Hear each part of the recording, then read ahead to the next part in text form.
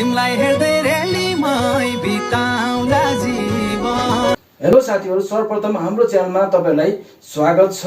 जुन भिडियो तपाईले हेरिरहनु भएको छ, यस्तो किसिमको भिडियो टिकटकमा धेरै नै भाइरल भइरहेको छ। त्यसकारणले गर्दाखेरि यदि तपाईहरु पनि यस्तो किसिमको भिडियो बनाएर आफ्नो टिकटकमा अपलोड गर्न चाहनुहुन्छ भने यो भिडियोलाई अन्तिमसम्म हेर्नुहोला। यो भिडियो मार्फत कसरी तपाईले सजिलो तरिकाले यस्तो किसिमको भिडियो बनाएर आफ्नो टिकटकमा अपलोड गर्न सक्नुहुन्छ त्यो कुरा म सिकाउन गइरहेको छु। अहिलेसम्म तपाईहरु हाम्रो च्यानलमा नयाँ हुनुहुन्छ, पहिलो पटक भिजिट गर्दै हुनुहुन्छ भने हाम्रो च्यानललाई सब्स्क्राइब गरेर नजिक रहेको बेल आइकनलाई प्रेस गरेर अल नोटिफिकेसन अन गरिदिनु होला, ताकि आउँदा दिनहरुमा यस्तै किसिमको मैले ट्युटोरियल लिएर आउँछु भने सर्वप्रथम तपाईको मोबाइलमा नोटिफिकेसन बज्नेछ। अब ढिला नगरिकन हामी भिडियोतर्फ जाउँ। साथीहरु, यस्तो खालको भिडियो चाहिँ हामी क्यापकटबाट एडिट गर्न गइरहेका छौं। त्यसकारणले गर्दाखेरि यदि तपाईहरुको मोबाइलमा क्यापकट एप्लिकेसन छैन भने प्ले स्टोरबाट सजिलैसँग डाउनलोड गर्नुहोला। त्यसपछि तपाईले जस्ट क्यापकटलाई ओपन गरिदिनु होला, न्यू प्रोजेक्टमा जानुहोला। त्यसपछि यहाँ माथि तपाईले यो एल्बमको एरो देख्नु भएको छ, यो सानो एरोलाई क्लिक गर्नुहोला। त्यसपछि तपाईले जुन फोल्डरमा आफ्नो फोटो राख्नु भएको छ त्यो फोल्डरमा तपाईहरु जान पर्ने हुन्छ। त्यसपछि तपाईले जस्ट यो फोटोको सेक्सनलाई क्लिक गर्नुहोला। यति गरिसकेपछि तपाईहरुले यहाँबाट 24 वटा फोटोलाई सिलेक्ट गर्नुहोला।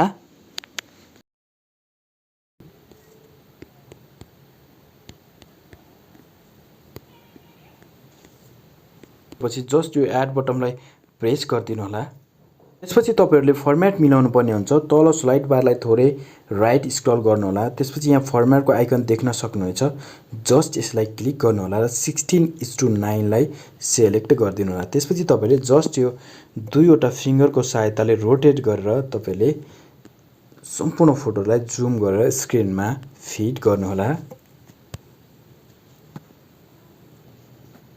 हामीले सम्पूर्ण फोटोहरुलाई रोटेट गरेर स्क्रिनमा फिट गरिसकेपछि अब हामीले यो फोटोहरुमा ड्युरेसन सेट गर्नुपर्ने हुन्छ। त्यसको लागि तपाईहरु भिडियोको स्टार्टिङ पोइन्टमा आउनुहोला। भिडियोको स्टार्टिङ पोइन्टमा आएपछि तपाईले जस्ट पहिलो फोटोलाई यसरी टच गरिदिनु होला। यसरी टच गरिसकेपछि तपाईले मैले यहाँ जहाँनिर देखाइरहेको छु यो पोइन्टरले यो जुन अन्तिम किनारा रहेको छ यहाँबाट तपाईले ड्र्याग गरेर यसको साइजलाई तपाईले ड्युरेसन घटाउन बढाउन सक्नुहुन्छ। यो तरिकाले तपाईहरुले पनि मैले भने अनुसारको ड्युरेसन मिलाउनु होला। पहिलो फोटोको ड्युरेसन 6.9 सेकेन्डको राख्नुपर्ने हुन्छ। त्यसको लागि तपाईले यो जुन खाली ठाउँ रहेको छ तल यहाँनिर तपाईले जस्ट यसरी जुम क्लोज गर्नु होला। यसरी जुम क्लोज गर्नुभयो भने ठूलो लेन्थको हामीले धेरै ड्युरेसनको फोटोलाई हामीले एडिट गर्न सजिलो हुन्छ। त्यसकारणले गर्दाखेरि अब तपाईले फोटोलाई टच गर्नु होला। फोटोलाई टच गरिसकेपछि यहाँबाट मैले जहाँबाट गर्ने भनेको थिएँ यहीँबाट तपाईले जस्ट यसलाई 6.9 सेकेन्डको बनाइदिनु होला। यसरी ड्र्याग गरेर तपाईले 6.9 सेकेन्डको बनाउनु होला। त्यसपछि दोस्रो फोटोमा जानु होला। दोस्रो फोटोको तपाईले 1.4 सेकेन्ड बनाउनु पर्ने हुन्छ। त्यसको लागि तपाईले अब जुम गर्नु होला।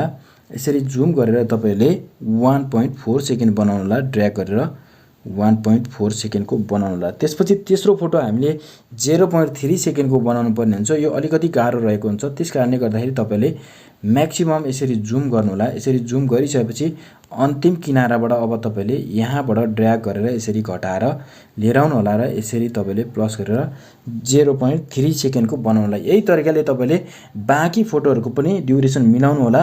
म अरु बाँकी फोटोहरुको ड्युरेसन मात्रै तपाईलाई भन्दिने छु। त्यसैगरी 4 नम्बरको 0.4 सेकेन्ड, 5 नम्बरको 0.6 सेकेन्ड, 6 नम्बरको 0.3 सेकेन्ड, 7 नम्बरको 0.3 सेकेन्ड, 8 नम्बरको 0.6 सेकेन्ड, 9 नम्बरको 0.3 सेकेन्ड, 10 नम्बरको 0.3 सेकेन्ड, 11 नम्बरको 0.6 सेकेन्ड, 12 नम्बरको 0.6 सेकेन्ड, 13 नम्बरको 0.6 सेकेन्ड, 14 नम्बरको 0.3 सेकेन्ड, 15 नम्बरको 0.5 सेकेन्ड, 16 नम्बरको 0.5 सेकेन्ड, 17 नम्बरको 0.3 सेकेन्ड, 18 नम्बरको 0.3 सेकेन्ड, 19 नम्बरको 0.3 सेकेन्ड, 20 नम्बरको 0.3 सेकेन्ड, 21 नम्बरको 0.2 सेकेन्ड, 22 नम्बरको 0.2 सेकेन्ड रहेको छ, 23 नम्बरको 0.2 सेकेन्ड र 24 नम्बरको 0.1 सेकेन्ड बनाइदिनु होला।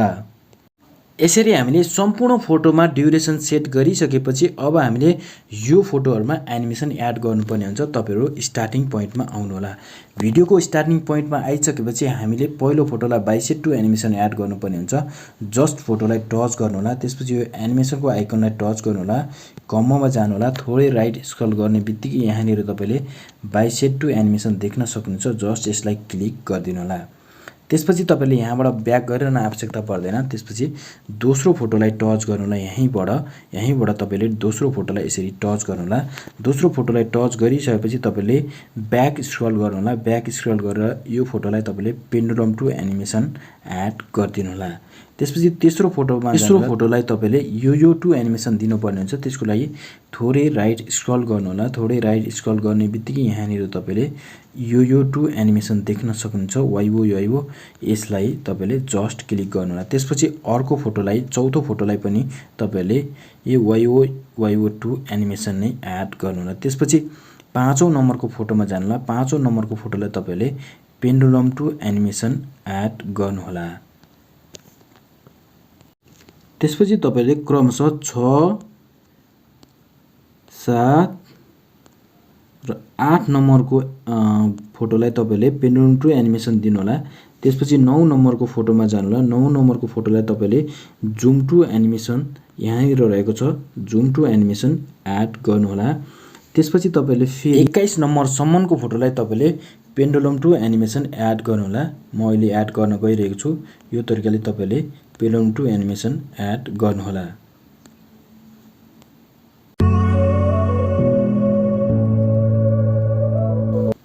यसरी हामीले 21औं नम्बरसम्मको फोटोहरुलाई पेन्डुलम टु एनिमेसन एड गरिसकेपछि अब हामीले बाँकी 3 वटा फोटोलाई पनि सेलेक्ट गर्दै तपाईले पेन राइट एनिमेसन एड गर्नु होला। यहाँ कहाँनिर रहेको छ पेन राइट एनिमेसन म तपाईलाई देखाउने छु। थोरै राइट स्क्रल गर्नु भएपछि यहाँनिर तपाईले पेन राइट एनिमेसन देख्न सक्नुहुन्छ। जस्ट यसलाई क्लिक गरिदिनु होला।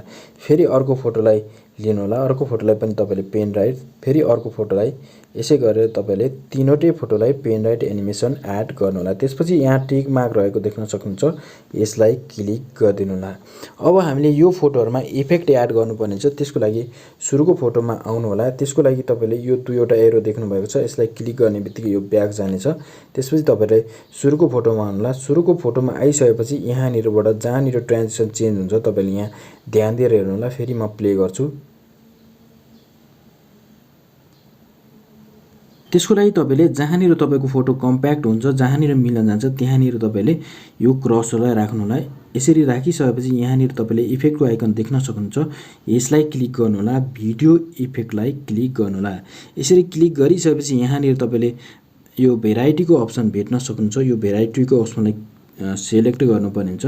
त्यसपछि तपाईले थोरै राइट स्क्रल डाउन गर्नु होला। यहाँनिर ओएमएन वुमेनको इफेक्ट देख्न सक्नुहुन्छ। जस्ट यसलाई क्लिक गरिदिनु होला र यो टिक मार्कलाई ओके गरिदिनु होला। त्यसपछि तपाईले यसलाई फोटोभरि मात्रै बनाइदिनु होला ड्र्याग गरेर।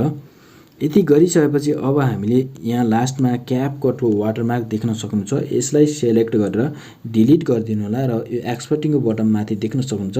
यसलाई क्लिक गरेर यो भिडियोलाई 100% एक्सपोर्टिङ हुन दिनु होला।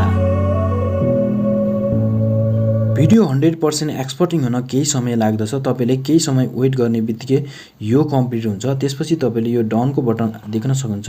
यो डनको बटनलाई क्लिक गरिदिनु होला। त्यसपछि फेरि न्यू प्रोजेक्टमा जानु होला। न्यू प्रोजेक्टमा गइसकेपछि तपाईले अघि भर्खर एडिट गरेको यहाँनिर भिडियो रहन्छ। यसलाई सेलेक्ट गरेर जस्ट एड गरिदिनु होला। अब हामीले यसको फर्मेट चेन्ज गर्नुपर्ने हुन्छ। तपाईले यो स्लाइड बारमा तल फर्मेटको अप्सन देख्न सक्नुहुन्छ। यसलाई क्लिक गरेर टिकटकको साइज 9:16 लाई तपाईले सेलेक्ट गरिदिनु होला। यति गरिसकेपछि तपाईले अब यो रोटेट गरेर दुईवटा फिंगरको सहायताले स्क्रिनमा यो भिडियोलाई फिट गरिदिनु होला। यहाँनिर तपाईले देख्न सक्नुहुन्छ हाम्रो भिडियो अहिले यहाँ तयार भइसकेको छ। तपाईलाई म यहाँ प्ले गरेर देखाउँछु। अहिले हाम्रो यहाँ अडियो एड गर्न मात्रै बाँकी रहेको छ। सम्पूर्ण कामहरु अहिले सकिसकेको छ। अब हामी यसमा अडियो एड गर्छौं। त्यसको लागि तपाईहरु स्टार्टिङ पोइन्टमा आउनु होला। यो एरो जुन रहेको छ यसलाई क्लिक गर्नु होला। त्यसपछि यहाँ एड अडियोको अप्सन आउँछ। यसलाई क्लिक गर्नु होला। एक्सट्र्याक्टको फोल्डरमा जानुहोला। यहाँ गइसकेपछि तपाईँले यो एल्बमको आइकनमा जानुहोला, यसलाई क्लिक गर्नुहोला र तपाईँले डाउनलोडको अप्सनमा जानुहोला र यो भिडियोलाई सेलेक्ट गरेर जस्ट इम्पोर्ट साउन्ड अन्लीलाई ओके गरिदिनु। यो भिडियोको लिङ्क म यसै भिडियोको डिस्क्रिप्सनमा राखिदिन्छु, त्यहाँबाट तपाईँले डाउनलोड गरेर अडियोलाई मात्रै युज गर्न सक्नुहुन्छ। म तपाईँलाई प्ले गरेर देखाउँछु। अहिले हाम्रो भिडियोमा साउन्ड आइसकेको छ। तिमीलाई हेर्दै रेलीमै बिताउँला जीवन,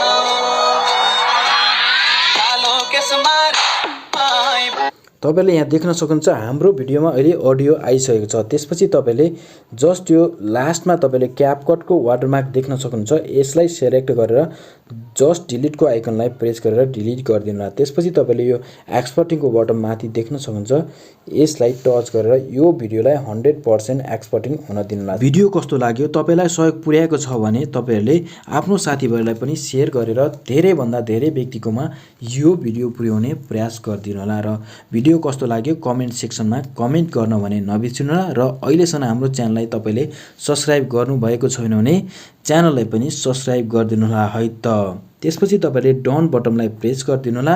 यति भइसकेपछि तपाईँहरूको भिडियो चाहिँ ग्यालरीमा गएर सेभ हुनेछ। तिमीलाई हेर्दै रेलीमै बिताउँला जीवन, कालो केसमा